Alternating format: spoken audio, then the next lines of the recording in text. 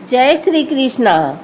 आइए सुनते हैं सुख सागर के 10वें स्कंद का पहला, दूसरा, तीसरा एवं चौथा अध्याय।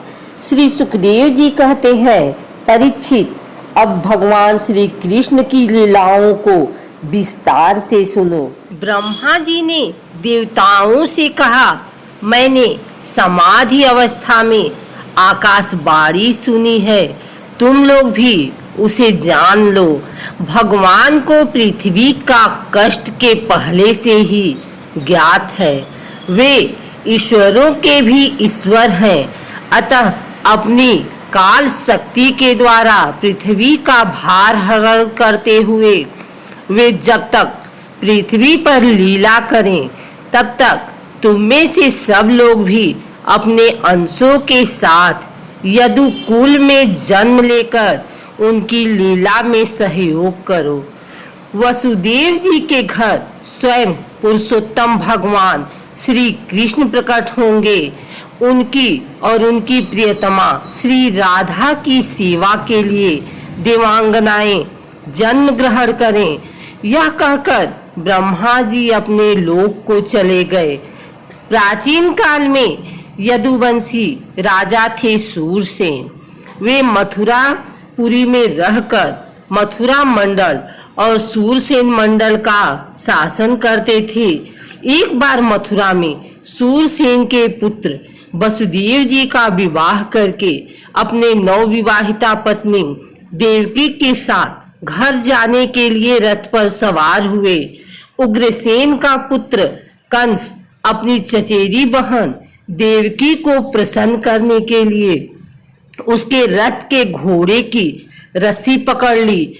वह स्वयं रथ हाँकने लगा।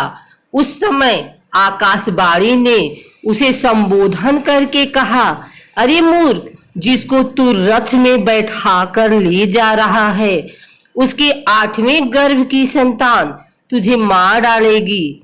वह भोज वंश का कलंक ही था। आकाशवाणी को सुनते ही उसने तलवार खींच ली और अपनी बहन की चोटी पकड़कर उसे मारने को तैयार हो गया। उसका वह काम देखकर उसको शांत करते हुए वसुदेव जी बोले, राजकुमार, ईश्वर एक तो यह स्त्री है, दूसरे आपकी बहन है, तीसरे यह विवाह का शुभ अवसर है। ऐसी स्थिति में आप इसे कैसे मार सकते हैं? आपको देवकी से तो कोई भय है नहीं।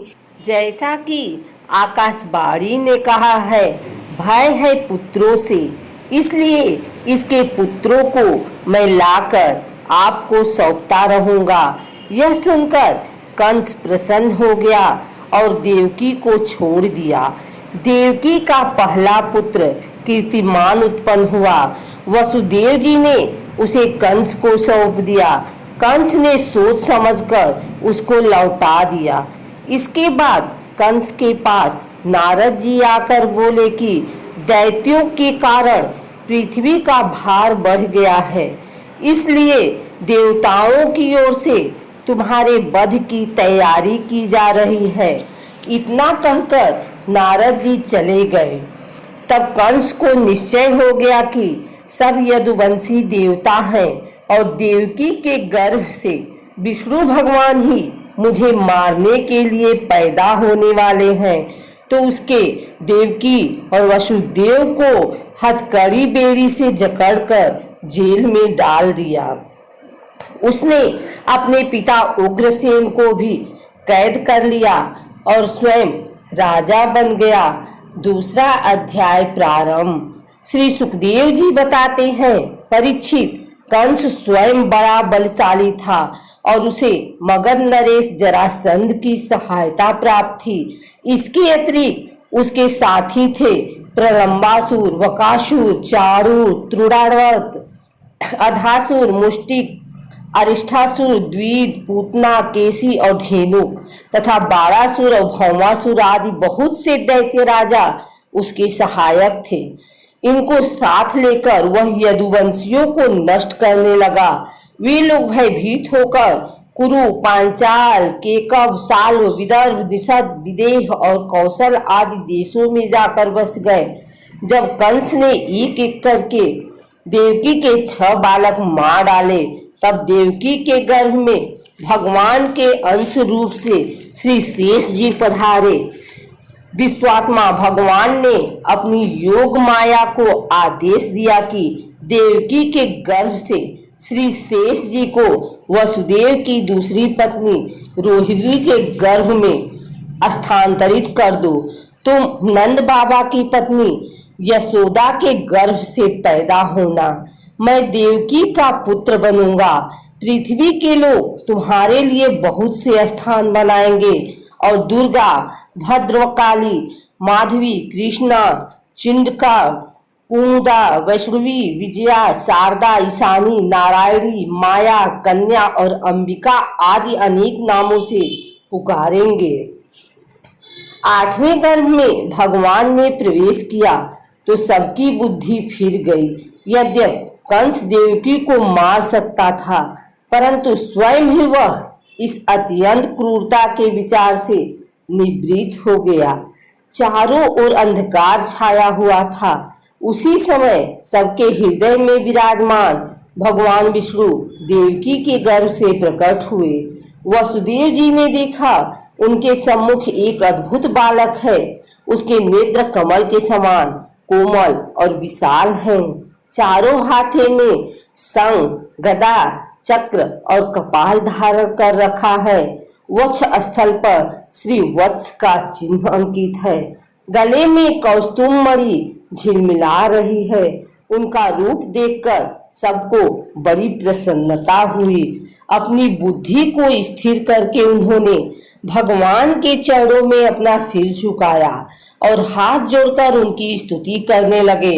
इधर देवकी ने देखा कि मेरे पुत्र में पुरुषोत्तम भगवान के सभी लक्षण उपस्थित हैं।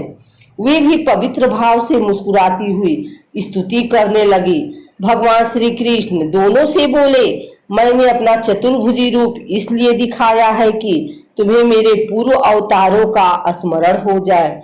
तुम दोनों मेरे प्रति पुत्र भाव तथा ब्रह्म भाव रखना। इस प्रकार वात्सल्य, स्नेह और चिंतन के द्वारा तुम्हें मेरे परम पद की प्राप्ति होगी। भगवान ने कहा, देवी, स्वयंभू मनवंतर में जब तुम्हारा जन्म हुआ था तब तुम्हारा नाम वृष्णि और वसुदेव जी का नाम सूतपा प्रजापति था। उस समय मैं वृष्णि के गर्भ के नाम से प्रसिद्ध हुआ। दूसरे जन्म में तुम अदिति और वसुदेव जी कश्यप थे। उस समय मैंने तुम्हारे गर्भ से जन्म लिया था और मेरा नाम उपेंद्र था तथा मेरा नाम वामन अवतार के रूप में प्रसिद्ध हुआ। अब तीसरी बार आपका पुत्र बनकर प्रकट हुआ हूँ। इतना बताकर भगवान चुप हो गए और शिशु रूप धारण कर लिया। तब वसुदेव जी ने भगवान की प्रेरणा से अपने पुत्र को लेकर सूतिका गृह से बाहर निकलने की इच्छा प्रकट की। उसी समय नंद की पत्नी यशोदा के गर्भ से उस योग माया का जन्म हुआ, जो भगवान की शक्ति होने के कारण उनके समान ही जन्म रहित है। वसुदेव जी अपनी योग माया से श्री कृष्ण को लेकर गोकुल की तरफ चले। घनघोर वर्षा हो रही थी। श्री शेष जी ने छत्र छाया कर रखी थी। यमुना नदी उमड़ रही थी। यमुना जी ने रास्ता दे दिया। वसुदेव जी नंद बाबा के यहाँ से उस कन्या को ले आए और अपने पुत्र को यशोदा जी के पास सुला दिया। जेल में पहुंचकर वसुदेव जी ने उस कन्या को देवकी के पास सुला दिया और अपने पैरों में बेड़ियां धारण कर ली तथा दरवाजों पर ताले लग गए।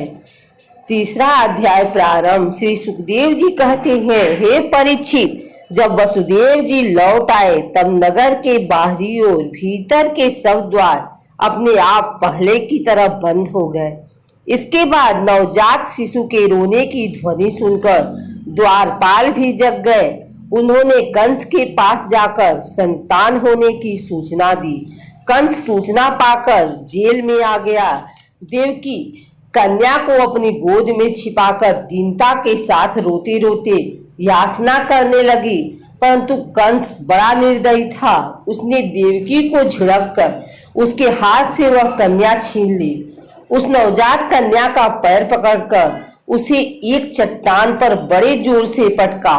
वह कन्या कंस के हाथ से छूटकर तुरंत आकाश में चली गई और कंस से कहा, अरे मूर्ख, तेरे पूर्व जन्म का शत्रु तुझे मारने के लिए किसी दूसरे स्थान पर उत्पन्न हो चुका है। कंस से इस प्रकार कहकर भगवती योग माया अंतर्ध्यान हो गई। कन्या की यह बात सुनकर कंस को बड़ा आश्चर्य हुआ। कंस ने उसी समय देवकी और वसुदेव को छोड़ दिया तथा अपनी दुष्टता के लिए दोनों से क्षमा मांगने लगा। जब देवकी ने देखा कि भाई कंस को पश्चाताप हो रहा है, तब उन्होंने उसे क्षमा कर दिया। तब कंस उनसे अनुमति लेकर अपने महल को चला गया। अगले दिन कंस ने अपने मंत्रियों से योग माया के कथन पर विचार विमर्श किया। उसके राक्षस वृत्ति के सलाहकारों ने उसकी बुद्धि भ्रष्ट कर दी।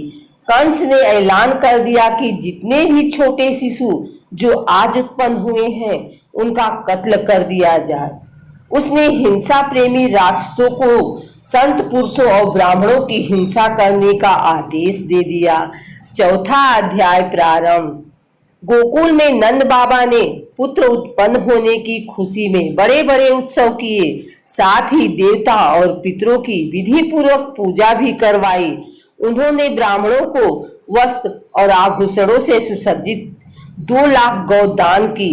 रत्नों और सुनहले वस्त्रों से ढके हुए तिल के 7 पहाड़ दान किए। नंद बाबा के अभिनंदन करने पर परम सौभाग्यवती रोहिणी जी दिव्य वस्त्र, माला और गले के भांति भांति के गहनों से सुसज्जित होकर गृह स्वामिनी की भांति आने जाने वाली महिलाओं का सत्कार करती हुई विचर रही थी। आनंद मंगल बड़े धूमधाम से मनाया जा रहा था।